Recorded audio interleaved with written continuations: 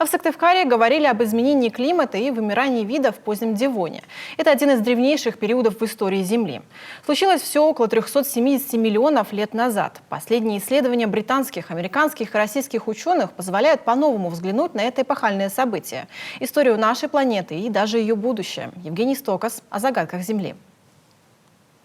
Триггерные факторы эволюции органического мира. Казалось бы, заумное название конференции скрывает под собой интригующий разговор специалистов о далеком и удивительном прошлом нашей планеты. Великое Девонское вымирание, которое продолжалось тысячи лет, до сих пор хранит секреты, и ученые предлагают разные теории его объяснения, от вулканической активности до взрыва суперновой звезды.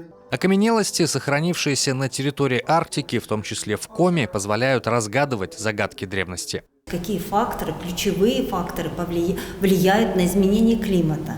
Мы постоянно говорим, что климат меняется, но мы знаем, палеонтологи, геологи, что климат всегда в истории Земли менялся, и менялся кардинально. Например, вот территория Гренландия, Северный Тиман, в Девонское время, которым мы занимаемся, то есть 370 миллионов лет назад, они находились в тропиках, а сегодня это территория Арктики.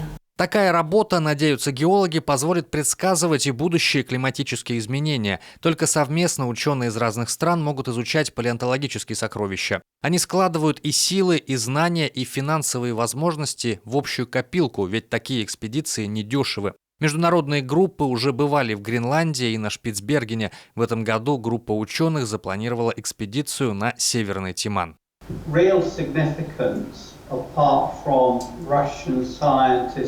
Наша работа важна не только потому, что российские ученые работают и сотрудничают совместно с зарубежными учеными, но и из-за того, что на Тимане есть очень важные ископаемые останки. Эти останки гораздо ближе к нашим предкам, чем рыбы.